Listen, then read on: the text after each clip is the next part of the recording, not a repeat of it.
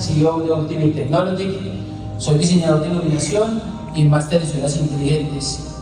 Ante todo, quiero dar un agradecimiento muy especial a todos ustedes que nos acompañan de diferentes lugares y a cada uno de nuestros aliados, Incusini, Lúdica, Ingear y obviamente a Ultimate Technology, y a los organizadores de este evento. El día de hoy vamos a compartir con este equipo de profesionales, arquitectos, diseñadores y personas que nos hemos involucrado de una u otra manera en la cultura de la luz y el urbanismo de las 24 horas. La declaración de LUCI nos resume que el alumbrado es fundamental para la dimensión nocturna de nuestras ciudades como herramienta para la movilidad, la economía, la cultura y la cohesión social.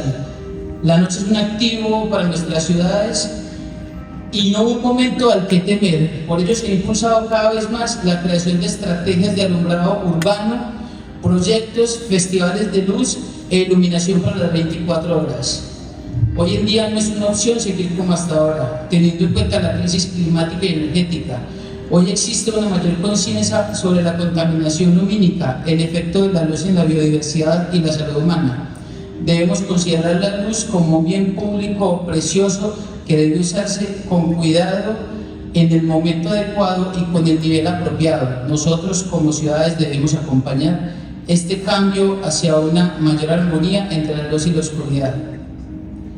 El término urbanismo 24 horas no es una expresión comúnmente utilizada en la planificación urbana y la teoría urbanística. Sin embargo, podría interpretarse como una referencia a la idea de ciudades o áreas urbanas que funcionan y están activas durante las 24 horas. Es decir, tienen actividad constante tanto durante el día como durante la noche. En algunas ciudades, especialmente las más grandes y cosmopolitan, es muy común que haya actividades y servicios disponibles en todo momento, incluyendo tiendas, restaurantes, transporte público y vida nocturna. Esto puede ser parte de una visión de urbanismo que busca promover la vitalidad y la accesibilidad de la ciudad durante todo el día y toda la noche, en lugar de limitarse principalmente a las horas diurnas. Es importante recordar que el urbanismo es una disciplina que se enfoca en la planificación y el diseño de las áreas urbanas, y la idea del urbanismo 24 horas podría considerarse como una estrategia para crear ciudades más dinámicas y vibrantes en términos de actividad económica y vida social. Nosotros somos diseñadores de iluminación y máster en Smart Cities. El equipo que hoy me acompaña acá ha tenido la experiencia de haber trabajado en múltiples proyectos urbanísticos donde cada uno de ellos ha hecho parte fundamental de la concepción de estos nuevos desarrollos urbanos. Este Congreso de Arquitectura Social nos está invitando no solamente hoy a aportar, digamos, en el día, sino también para aportar en la noche y que podamos realmente hacer posible que las ciudades se vuelvan más dinámicas. Hemos traído una serie de compañeros arquitectos, diseñadores lumínicos, en los cuales nos van a contar cómo cada una de estas ciudades o cómo cada uno de ellos han aportado al urbanismo 24 horas. Demos la bienvenida a José Cardona. Él es diseñador de iluminación español, director de Artex Studio de México, y nos va a hablar de la luz como medio de expresión, el diálogo de la arquitectura en su horario nocturno. Bienvenido, José.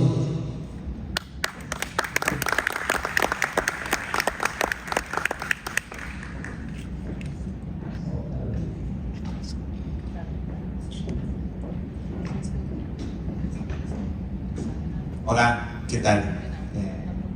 Muchas gracias por la invitación. ¿Cómo estáis? ¿Todos bien? ¿Hambre? ¿Sueño? ¿Ya cansados? Bueno, voy a ser breve. Cuando empecé a hacer proyectos de iluminación en Barcelona hace como 45.000 años, la iluminación estaba muy basada en lo que sería la uniformidad y los luxes. La mayoría de la ciudad estaba iluminado sol, plano horizontal, porque bueno, estaba muy pensada para el auto. Poco a poco, con la llegada de las tecnologías, sin tener tampoco un marco normativo muy claro, comenzaron a iluminarse ciertos edificios significativos, pero sigue siendo un problema, ¿no?, cómo iluminamos los edificios de las ciudades, ¿no? Pensar que Barcelona ahora está en un plan urbanístico de suquerillas, que se llaman suquerillas, son como unas cuadras, se llama aquí en Colombia, o blocks, ¿no? Que se juntan como 10 o 12 manzanas, blocks, y se generan áreas peatonales, ¿no? Esto es un poco polémico porque, bueno, mejora, digamos, la contaminación ambiental y la integración con los ciudadanos, y yo creo que es donde entra la iluminación del plano vertical. ¿Podemos poner la presentación?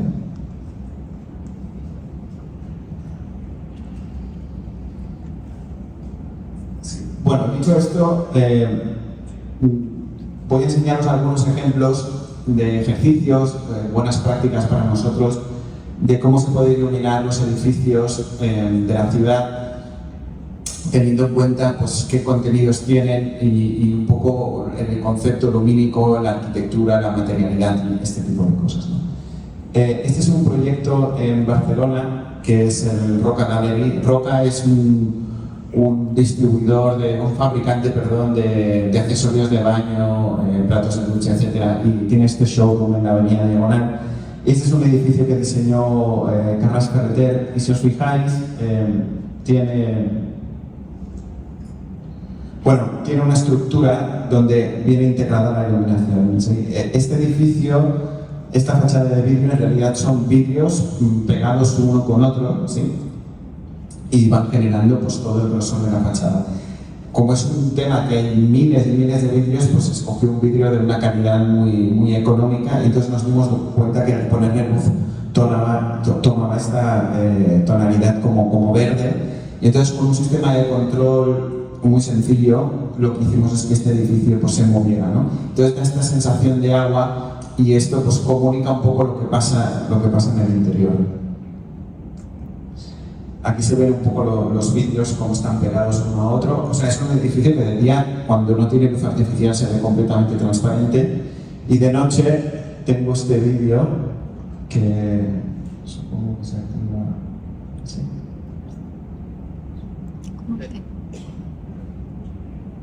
No.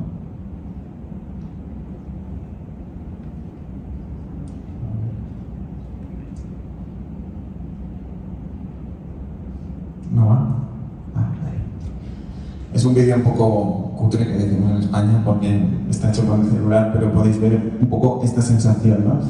Y al final pues se está generando confort, la iluminación está integrada en la propia arquitectura, y estamos comunicando un poco lo que pasa en el edificio, ¿no? Se trata de generar, más allá del espacio normativo, una sensación agradable, digamos, a los usuarios, una sensación confortable, una sensación positiva de la iluminación en el espacio nocturno. Listo, ¿podemos pasar a la siguiente?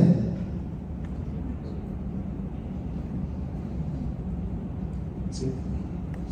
Bueno, este es otro proyecto totalmente diferente. No me he presentado mucho, pero bueno, yo soy de Barcelona, como he dicho, pero hace 10 años que vivo en México y desarrollo proyectos ahí. Este es un proyecto en la Ciudad de México. Está en una intersección muy importante, que es la avenida Mixcoac con la avenida Insurgentes, que es una de las más importantes de la ciudad.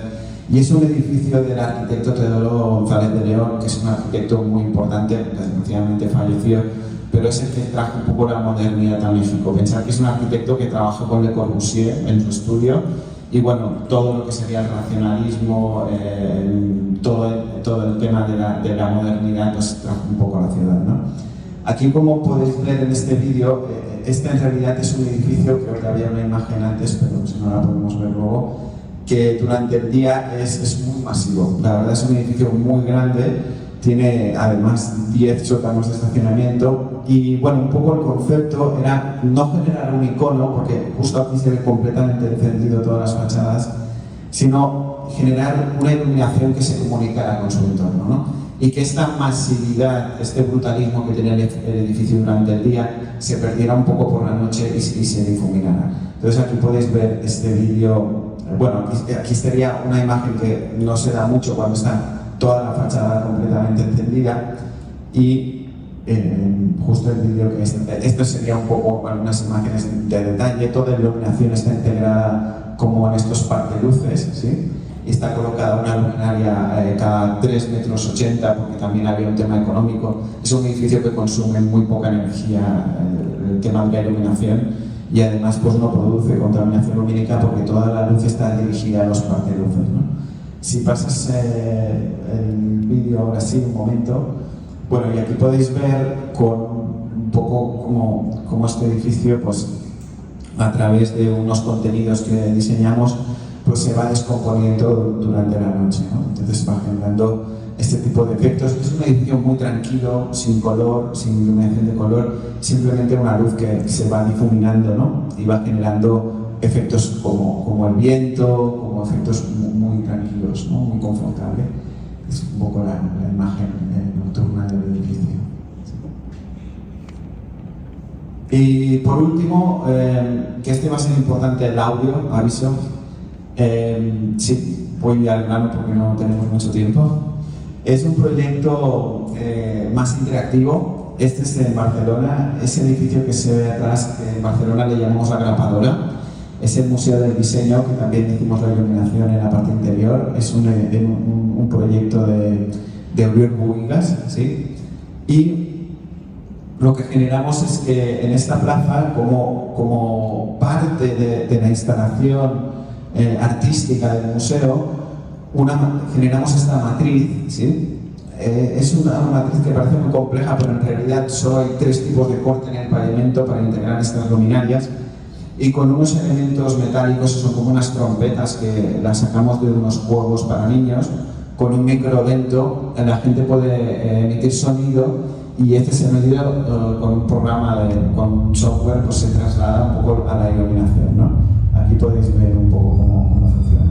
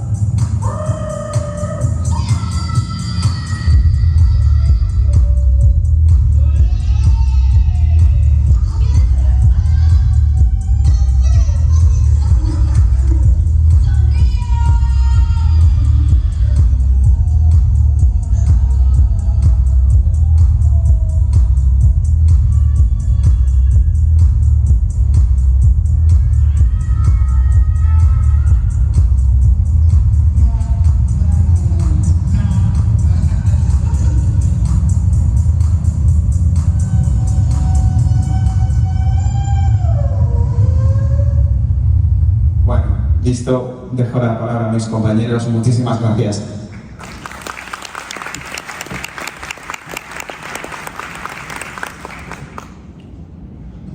Gracias, José. Viendo, digamos, los proyectos, podemos estar, digamos, inmediatamente entendiendo cómo la arquitectura del urbanismo se van ligando directamente a otras cosas como las Smart Cities.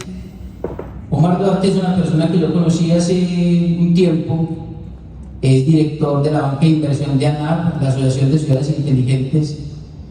Con él hemos hablado en varias ocasiones sobre cómo las ciudades inteligentes y el urbanismo se tienen que ir, digamos, volviendo más transversales, porque prácticamente se van, digamos, volviendo un complemento. Omar, bienvenido.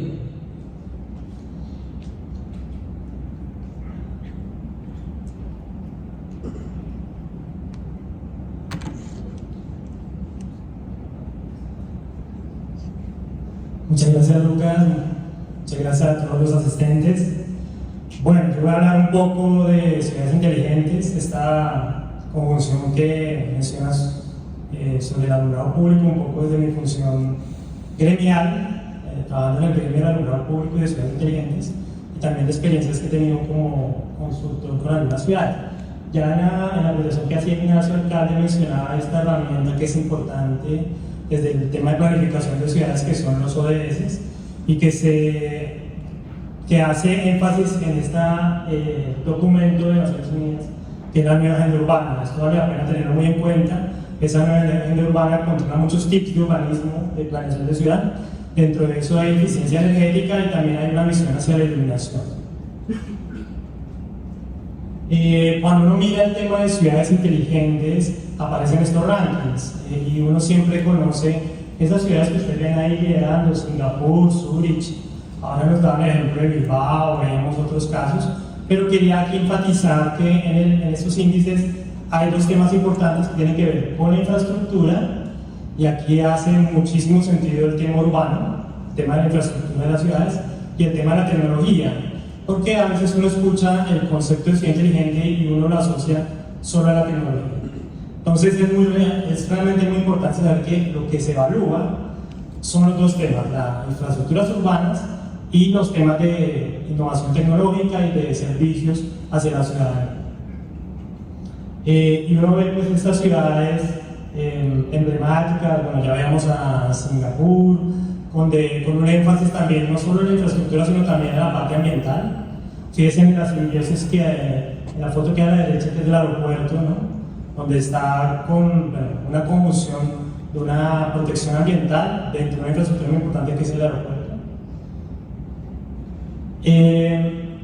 Y aquí, digamos, este ejemplo me gusta traerlo, que no sé si todos lo conocen, ha sido muy icónico, como dicen ahora, que es el de Barcelona. Este fue un instrumento que se desarrolló, que se llama City Protocol, donde tenemos la capa del medio ambiente arriba y tenemos las redes que hay en la ciudad a nivel energético, a nivel del agua, a nivel de la materia, los residuos, la logística, los productos que circulan por la ciudad y demás, la movilidad. Y aparece, y quería hacer énfasis en esta capa transversal de la ciudad que es el urbanismo. Fijémonos ahora no solo a nivel de edificios o barrios, o ahora José mencionaba una supermanzana o un distrito o toda la ciudad, pero se vuelve muy protagónico como un soporte transversal de esas redes que están tendidas por la ciudad y cuidando pues ese plano natural que tenga cada territorio, cada ciudad. Y aparece otro tema a nivel de servicios, y algo muy importante en el concepto de ciudad inteligente son los datos. Digamos que la ciudad inteligente recoge muchos datos y lo importante es poderlos analizar y poder extractar de esos datos elementos que permitan tomar buenas decisiones. Al final el objetivo sería que la gente tenga una mejor calidad de vida.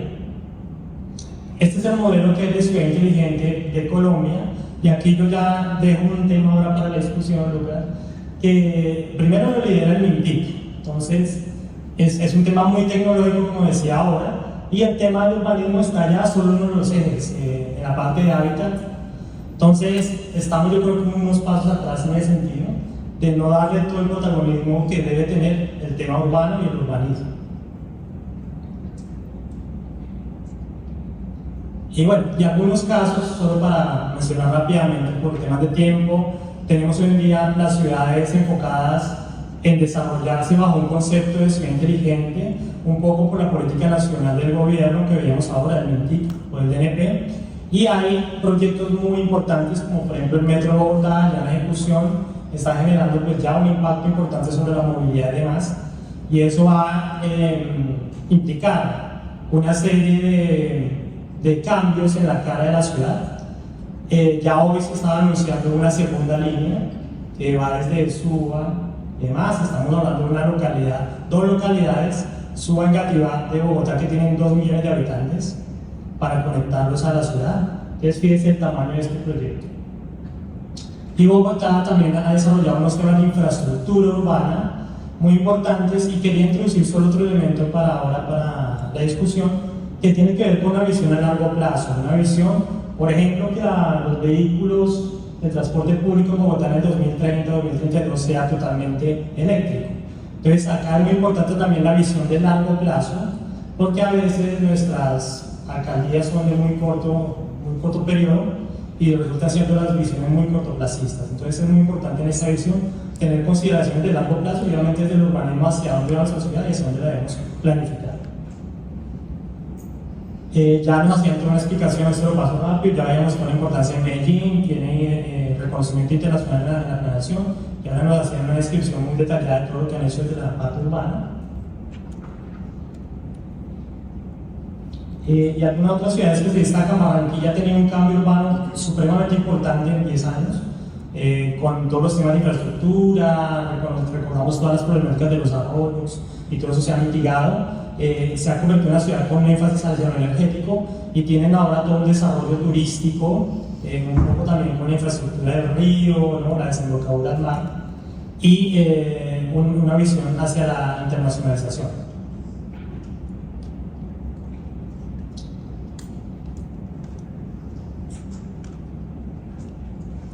Y bueno, también quería dar un ejemplo rápido para esta introducción, que ese concepto de ciudad inteligente o de urbanismo de inteligente, llamémoslo así, también se está dando en ciudades más pequeñas. O sea, que el tema de ciudad inteligente no es solo para las grandes ciudades.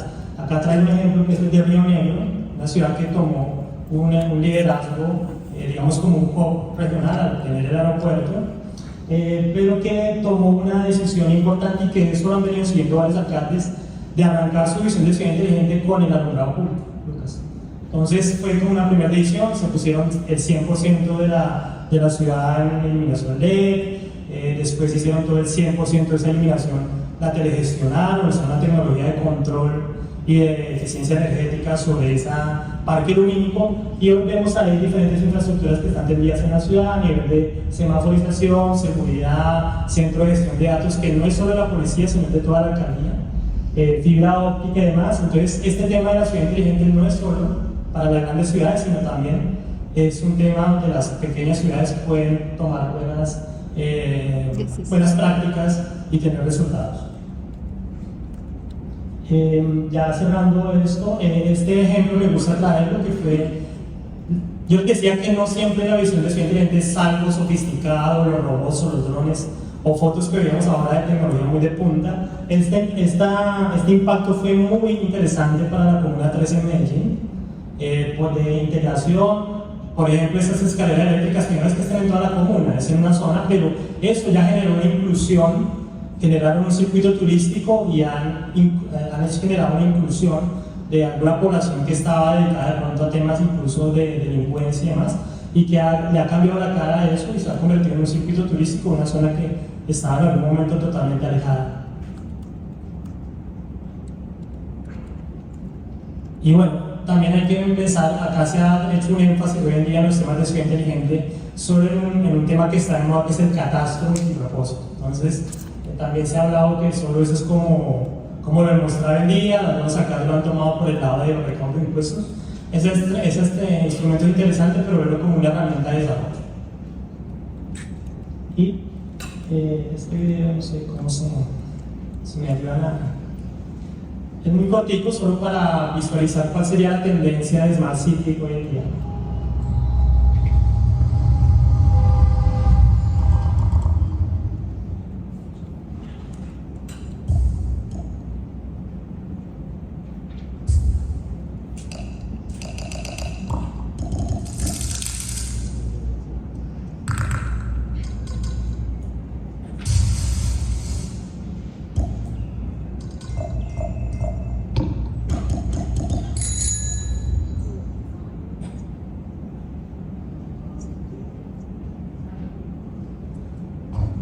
Muchas gracias.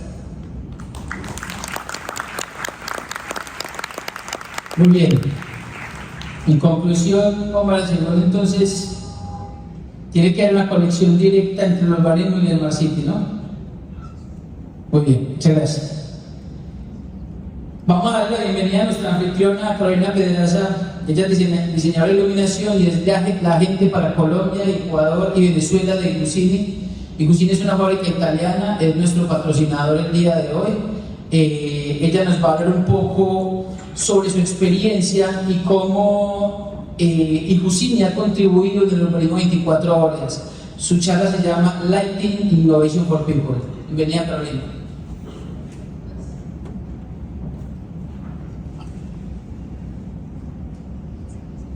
Buenas tardes, gracias a todos.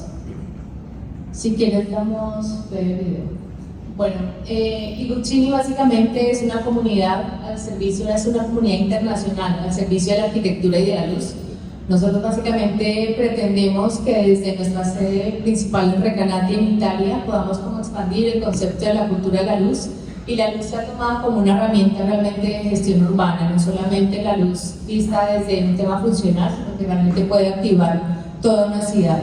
Así como la luz del día, digamos, puede tener un rol bastante importante en la activación de nuestras actividades, de nuestra vida en general diaria, en la noche también es fundamental tener una luz artificial que active nuestra vida. Para Iguzzini, justamente la luz es vida. Y esta luz es vida es trasladada a cada uno de los proyectos que desarrollamos. Voy a mostrarles algunos proyectos emblemáticos de nosotros. Uno de ellos se llama Social Landscapes Workshop.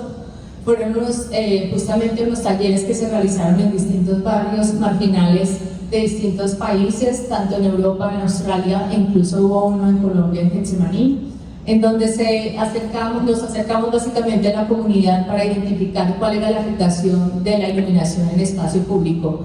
Junto con la gente se diseñaron, digamos, simbólicamente cuáles eran los sitios, cuáles eran los espacios, cuáles eran los lugares, digamos, como más emblemáticos del lugar y cuáles también generaban, por ejemplo, sensación de inseguridad o cuáles generaban, digamos, como una cercanía un poco más emotiva. A partir de esa elección de estos lugares se desarrollaron, la misma gente desarrolló con la iluminación, digamos, como algunos hitos lumínicos, ¿no? Donde pudo explorar cómo ese poder de la luz en sus barrios, en su espacio público. Básicamente ese es nuestro concepto de social innovation a través de la iluminación. Otro proyecto que para nosotros es emblemático es la Pine Cross Square. Es un proyecto que yo concibo como el que más evidencia el concepto de la iluminación urbana, entendiendo la iluminación urbana justamente como una herramienta de gestión, una herramienta que nos permite organizar las ciudades en las noches, que no solamente, digamos, nos indica una vía o una zona peatonal, sino que también nos puede indicar una fachada arquitectónica de patrimonio, nos puede indicar cuál es el counter de atención donde puedo comprar los tiquetes, nos puede invitar a quedarnos, a estar, digamos, como mucho más relajados en el espacio, a compartir un espacio con otra persona en la noche y a no sentirnos, digamos, como inseguros al estar en la noche en nuestras ciudades. Entonces la iluminación no es solamente un tema técnico, digamos, de mantener unos niveles o conservar unos niveles, sino que creativamente podemos transformar un espacio para que la gente realmente pueda habitarnos.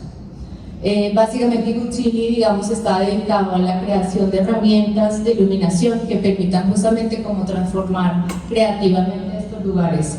Otro proyecto que les voy a nombrar, desarrollado justamente con esta luminaria que es el Palco Framer, fue el proyecto Light for Future. Este proyecto fue desarrollado en Recanati, en nuestra sede principal en Italia, que fue elegido básicamente porque el poeta Leopardi, digamos, realizó como unas aproximaciones a la ciudad muy interesantes en términos poéticos, y justamente la campaña se enfocaba en ver cómo, digamos, podemos ambientalmente y sensitivamente como mejorar, digamos, como nuestro aspecto de ciudad.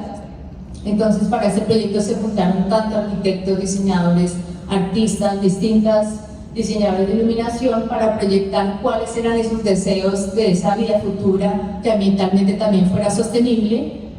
Puntualmente, digamos, como en la zona Recanati. Se eligieron algunos de los lugares, se conceptualizaron, digamos, sobre ellos, se hicieron diseños, y a partir de esos diseños ya fueron como proyectados y fueron iluminados algunos lugares emblemáticos de esta ciudad. Para nosotros el futuro de la iluminación es justamente una iluminación creativa, una iluminación que activa, una iluminación que nos permite imaginarnos otros lugares. Una luminaria emblemática de nosotros es la luminaria TRI, que esa digamos, es reconocida a nivel internacional como una luminaria justamente que transgrede o va más allá, digamos, como el paradigma de la iluminación, porque permite revelar muchas caras de un lugar, de un espacio, en general, digamos, de una relación con los lugares. Esta luminaria, por ejemplo, ha sido aplicada como en este festival de Wellington, en donde básicamente un espacio completamente inseguro que la gente no pasaba, no transitaba, justamente con una activación, digamos, mucho más artística y más de una iluminación más juguetona, permitió la activación del lugar. Otro proyecto, por ejemplo, desarrollado con esta luminaria fue este de Velocity.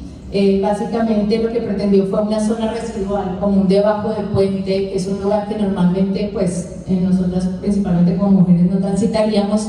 Lo activó de una manera bastante creativa, haciendo que la gente se sintiera un poco más segura, digamos, al transitar en un lugar. Y si se dan cuenta en estos dos proyectos, no hay necesariamente como unos niveles básicos como iluminación en términos de lo que convencionalmente se trabaja a nivel público, sino que realmente lo que primó fue la percepción del espacio, fue el juego, fue la activación, digamos, desde otro lugar. Entonces, Iguzzini básicamente está enfocado no solamente, digamos, en desarrollar como luminarias para espacios arquitectónicos, sino que pretende justamente llevar la iluminación a otro lugar, una iluminación urbana que permita ser planificada, que permita generar planes maestros de iluminación, que permita realmente como no solamente pensar en una iluminación que es aburrida para las vías y para los peatones, sino que realmente trascienda un poco más ese concepto, vuelque esa creatividad en las edificaciones como las que acabamos de ver, digamos, con los proyectos de arte que estudio, o los que vamos a ver, digamos, con Jorge Gaitán, que son proyectos que básicamente a través de la imaginación y de la creatividad nos permiten transformar los espacios e ir un poco más allá, digamos, frente a la transformación de los lugares. Para nosotros básicamente es importante que esa iluminación sea tomada justamente no solamente como unos niveles a garantizar, como nos lo plantea, digamos, la normatividad, sino que puede ir, digamos, un poco más allá creativamente. Las imágenes que estamos viendo son todos proyectos que han sido realizados en otras partes del mundo, también, digamos, hay algunos en Colombia y otros que se han desarrollado como tal en Latinoamérica. Entonces, bueno, muchas gracias a todos.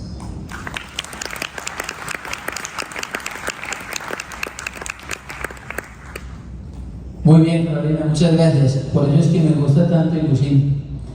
No se han preocupado necesariamente por fabricar productos, por fabricar piezas, sino verdaderamente por entregarnos un activo real a cada uno de nosotros, diseñadores de iluminación, a ustedes los arquitectos, con el cual nosotros podamos verdaderamente apoyar a ese urbanismo y a esas nuevas tendencias que necesita la sociedad de hoy. Sigue con nosotros Jorge Gaitán, el diseñador de iluminación de Bogotá, director de Entre Luz Estudio.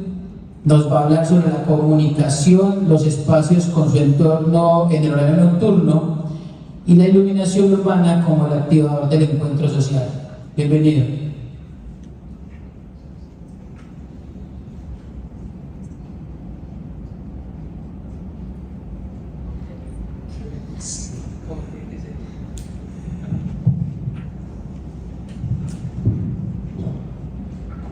Muy buenas tardes para todos.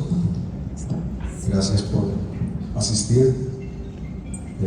Trataré de contarles una historia un poco rápida para esta hora difícil después del almuerzo.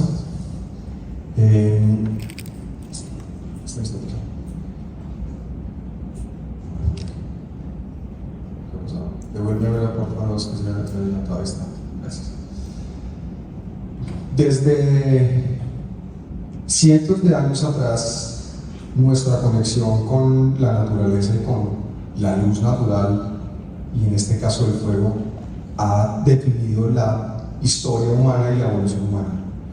Tenemos un instinto atávico a entender la calidez y el fuego, y nos reunimos en torno al fuego y nos sentimos seguros. Pero también, no solamente el fuego ha definido toda la evolución humana, ha definido claramente todos los patrones de comportamiento y cómo la sociedad se ha transformado y cómo la evolución humana ha estado ligada a hábitos como la preparación de la comida. Cuando el hombre pudo refugiarse en la noche, protegerse de los animales salvajes, cocinar sus alimentos, parte en dos totalmente la historia de la evolución humana. Y no estamos lejos de esto, nos hemos ido alejando de un tema tecnológico, pero la esencia de la importancia de la luz no ha cambiado nunca. Pásame la siguiente, por favor. ¿Qué hemos tratado de hacer? Manipular la luz. Hemos tratado de copiar la naturaleza, hemos tratado de manipular el fuego y de copiar el referente del patrón natural para crear proyectos, para iluminar la arquitectura, pero quiero de alguna manera que tomemos varios elementos que aquí he mencionado hoy en toda la parte arquitectónica y urbana. Cuando uno mira algunos de los elementos fundamentales del PEM como este, vamos a hablar de geografía, de espacio público, de trazado, de tejido urbano, de arquitectura patrimonial, de patrimonio mueble, inmueble, material, y la luz es el elemento conector per se para unir todos estos elementos. Cuando unimos el espacio público, la malla vial, la arquitectura, el tejido, quiero mencionar tres palabras que me gustan mucho, y es luz aglomerante, luz educadora y una luz participante. Cuando pensamos en nuestras ciudades, y me causa siempre mucha curiosidad, muchos de los colegas arquitectos, que cuando explicamos los proyectos y los planes de iluminación y los planes de iluminación, los planes urbanos y los esquemas de ordenamiento territorial y los planes de ordenamiento, siempre hablamos de una ciudad del día, pero nunca hablamos de la ciudad de la noche. Vagamente en algunos planes de ordenamiento se menciona el capítulo de la luz y se menciona como un capítulo técnico, se menciona como un capítulo de alguna manera que es entender la iluminación de ciertos espacios más con una condición de seguridad. Por la ciudad del día y la ciudad de la noche son dos mundos totalmente diferentes, y si no empezamos los proyectos con una planeación de la iluminación y no metemos o no incluimos dentro de los planes maestros principales de las ciudades y los esquemas de ordenamiento territorial los planes de iluminación, no tenemos un norte. Como lo decía en las conferencias anteriores, no hay una visión, no hay un plan a futuro, y entender la iluminación como parte de un plan maestro de crecimiento y de reactivación urbana es muy importante. La ciudad de la noche crece de manera aleatoria, un poco como cuando usted mete en las crispetas, que uno no sabe qué va a salir, y empiezan a reventar aleatoriamente. La ciudad de la noche se vuelve esto, y hablamos de conceptos de sostenibilidad. Hoy en día hablamos de desarrollo sostenible, hablamos de smart cities, hablamos de impacto ambiental, polución lumínica, pero cada uno estamos haciendo una colcha de retazos. No sabemos qué estamos haciendo en la noche. Esta definición que están leyendo ahí, personalmente me gusta un montón, y habla de qué es la ciudad. Y cuando vemos hacia el final, y es cuando hay un tema de conciencia colectiva, nace la ciudad. ¿Cuál es esta conciencia colectiva que hoy en día estamos teniendo a la hora de planificar nuestro entorno urbano? Y cuando hacemos proyectos, casi que cada proyecto es una isla que no se conecta. Y lo que yo hago en mi proyecto y en mi fachada, y la fachada como un elemento constitutivo del espacio público, al final es una resultante aleatoria para la ciudad, y la ciudad se vuelve un poco una colcha de retazos. El espacio público, que de alguna manera es este elemento tejedor de todos los elementos articulantes de la ciudad, se vuelve de alguna manera el lugar propio que empezamos a comentar. Cuando hablamos de luz urbana, hablamos de una reactivación del espacio público, por supuesto. Nuevas infraestructuras, conexiones urbanas, también mencionaba una palabra interesante, Omar, también en otras conferencias. La consideración de áreas informales se ha vuelto un elemento clave porque la luz es un aglutinador 100% social. Los insectos se agrupan hacia la luz, detectan longitudes de onda que nosotros no percibimos con nuestro ojo, son patrones de orientación y de movimiento. Nosotros vamos también hacia la luz, no solamente en busca de un tema de seguridad, sino de alguna manera hay un tema de transformación de emociones. La luz produce emociones, la luz en sus proyectos produce muchas emociones, y de alguna manera hablar de transformar el espacio y de la apropiación de los lugares nos lleva a hablar un poco de esta arquitectura social. La intervención es mucho más compleja de lo que pensamos, y es áreas no informales, áreas formales de la ciudad, y cómo la luz en la noche se vuelve el elemento tejedor. Pero cuando hablamos de una arquitectura social, hablamos también de un espacio residual, y muchas veces esta frase que están viendo aquí es ese resultado de pedazos, de trozos del espacio de alguna manera sobrante. Se nos ha vuelto un problema en muchas de nuestras ciudades. Son los espacios no planeados, son lo que mostraba Carolina como ese espacio debajo del puente, la rotonda, la vía cerrada, la intersección, el separador, un montón de espacios que claramente los vamos dejando, pero la ciudad está tejiéndose a punta de estos espacios, y la noche no está haciendo absolutamente nada para solucionarlos. En la noche vemos otra ciudad totalmente diferente, no vemos esta del día, vemos el espacio inseguro. Pero, como dice esta frase, muy difícil de ver un lugar invisible. ¿Cómo encontrar ese lugar que no aparece, que no se ve, que es imperceptible, y que lo único que estamos haciendo es haciendo recambios tecnológicos. Y creemos que en nuestras nuevas ciudades pasamos de fuentes tradicionales como el sodio a alumbrado público con LED, y ya esto nos volvió masivos. Y le ponemos un sensor, le ponemos un sensor de CO2, y le ponemos un sensor de inclinación al poste, y ahora tenemos nuevos de telegestión, una red Wi-Fi, y hablamos de Smart City. El recambio tecnológico per se, de una fuente a otra, es lo que está entrando a saturar nuestras ciudades. Hemos perdido la luz como un elemento contemplativo, como un elemento, una herramienta de diseño. La luz es una herramienta poderosísima de diseño arquitectónico. La gente necesita lugares de intercambio, necesita activar la noche. Necesitamos volver a congregar a la gente y que la gente salga sin miedo a las calles. No solamente es un tema de política de seguridad ciudadana, ni mucho menos, el cual es importante, pero tenemos que activar los espacios. No se resuelve solo con postes y ya, se acabó. Hay un tema contemplativo, pero así como es importante la luz, lo es la sombra y lo es la penumbra. Y estamos perdiendo la noción de que es permanecer en los espacios también. Pero ustedes necesitan penumbra y sombra y oscuridad total para poder dormir. La necesitamos. La ciudad también debe tener vacíos de luz. Pero este elemento aglutinante y aglomerante que vamos viendo en las noches se vuelve clave. La luz es más divertida de lo que ustedes se imaginan. No solamente es inspiradora y emocionante, sino también tiene un componente lúdico. A veces le tenemos miedo al color, a veces le tenemos miedo a la interacción. Y obviamente volvemos a hacer conexiones urbanas con luz. La luz es el elemento, como mencionaba Tejedor. Dentro de estos espacios residuales, estas son algunas de las intervenciones. Cuando vemos los vacíos de la ciudad, los cerramientos, las culatas, los espacios perdidos de la ciudad, que un poco en ejemplos de urbanismo táctico pasa esto que te estoy mostrando aquí, pero este es un paisaje absolutamente cotidiano para nosotros. El arte urbano lo ha ido permeando mucho más, algunos de una manera más planificada,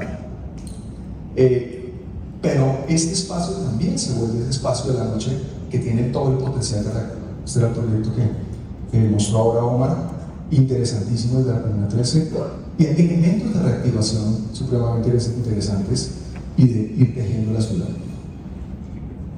Para terminar, la luz creativa y la luz es mucho más que esto. Es más de que nos sentemos a diseñar un póster y le hagamos formas y le hagamos cosas. Hay fabricantes absolutamente serios y profesionales en entender la luz con un abanico de posibilidades riquísimo para hacer proyectos de verdad a un nivel muy alto, pero volvamos a crear de nuevo estos espacios en la noche para reactivar, para volver a involucrar a la comunidad. Súper importante que esto no se planee solamente en la oficina del urbanista y en la oficina de planificación territorial, sino que el papel de la comunidad también y responder a las necesidades en términos de involucrarlos y crear la luz y alimentarlos con los maestros se vuelve claro. Luz con emociones, 3 horas de alguna forma, el día, el final del día o el comienzo del día, la noche. Hay una noche temprana, hay una noche media, hay una noche tardía, pero los espacios son más divertidos.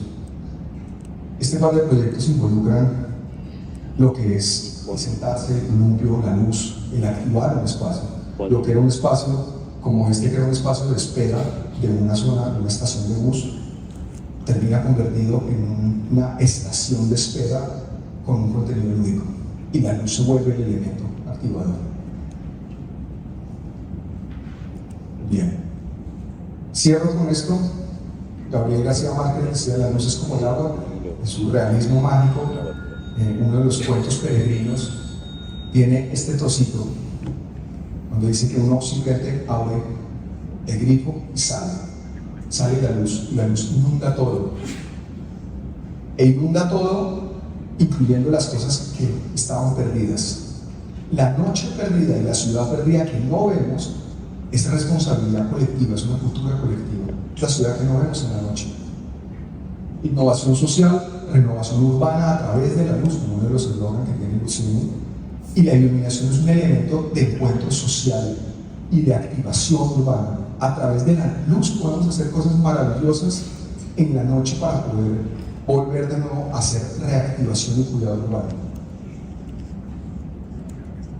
Dice, cuando un arquitecto descubre que la luz es el tema central de la arquitectura, es cuando empieza a ser un verdadero arquitecto. Dice Campos Baeza.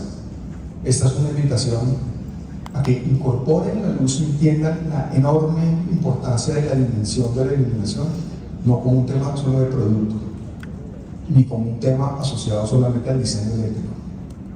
Diseñar con luz y hablar de iluminación no es hablar de diseño eléctrico, no es hablar de producto, es hablar de incorporar conceptos en los proyectos y es simplemente contribuir a mejorar la vida de la ciudad y mejorar la calidad ambiental. Muchas gracias.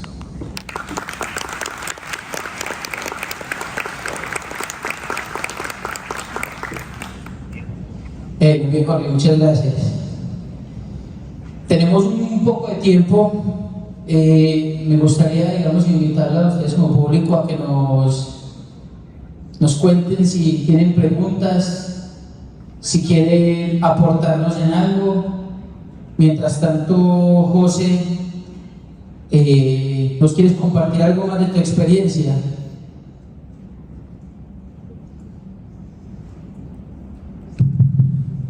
No, pues está muy atento. Creo que somos un equipo como muy multidisciplinar, ¿no? Porque aparte de que Jorge se dedica al diseño de iluminación como yo, creo que ha tocado unos temas en una profundidad, digamos, diferente y muy importante para generar una cultura de luz.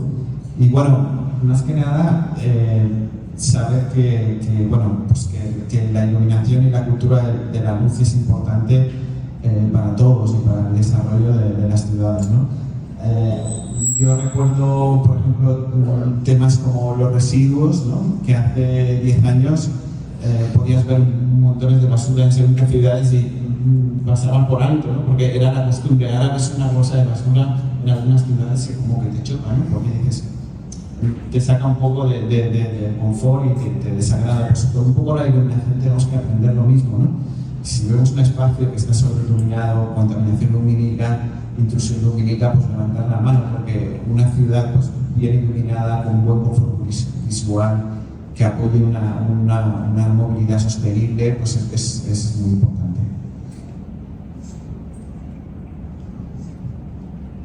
Tenemos un quinto panelista. El arquitecto Tomás nos ha pedido un minutico, quiere hablarnos un poco sobre iluminación como arquitecto. Ayúdalo, Juan. Dale.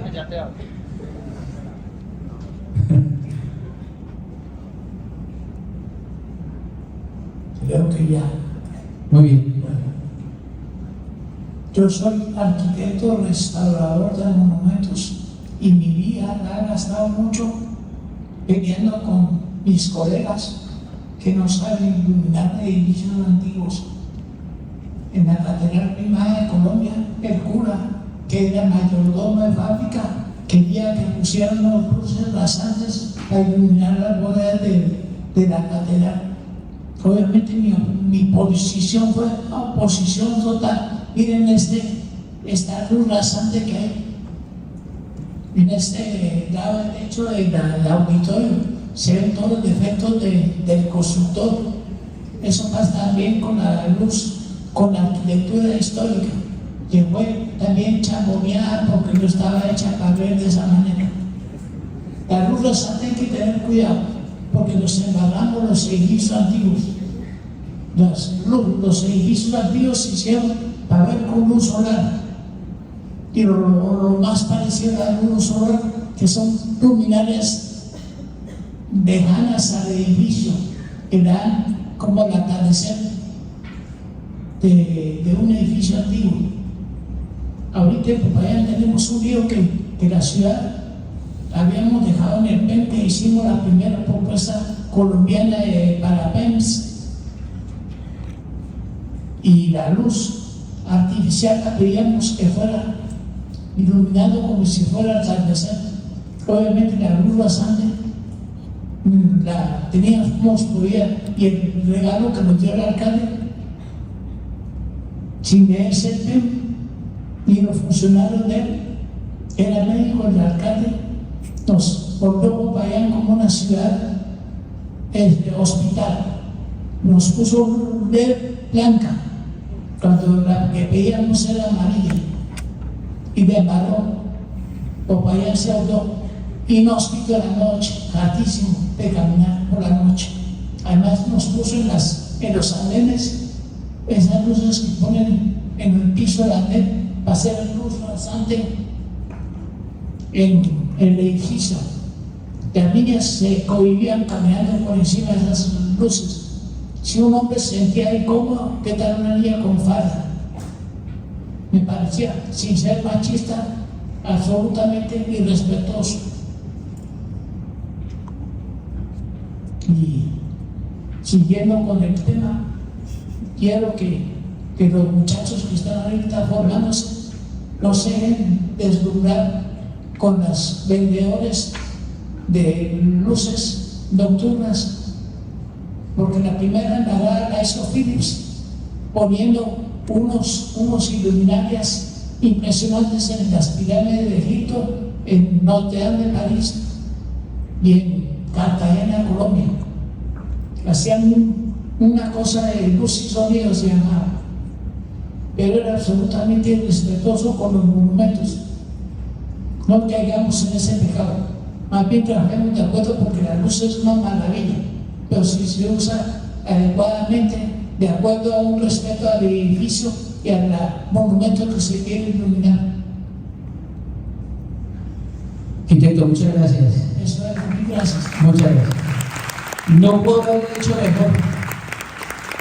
Todos nosotros siempre hemos, digamos, tenido ese mismo inconveniente con los vendedores de luminarias, porque obviamente ellos tienen un producto y nosotros vemos otra cosa diferente. Ahora, la pregunta que le voy a hacer a Jorge es: ¿considera que un diseñador profesional de iluminación debería ser parte fundamental de un proyecto urbano, y cuál es el principal aporte que otorga a ellos?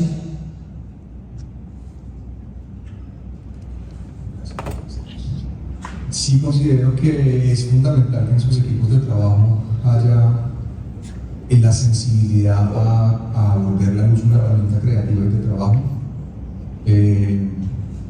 No escatimen esfuerzos ni recursos en darle el valor al diseño de iluminación como uno de los estudios técnicos que el proyecto necesita, así como contratan un hidráulico, un paisajista, un acústico, etcétera, etcétera. La iluminación pesa fuerte dentro de los presupuestos de costo directo de obra e impacta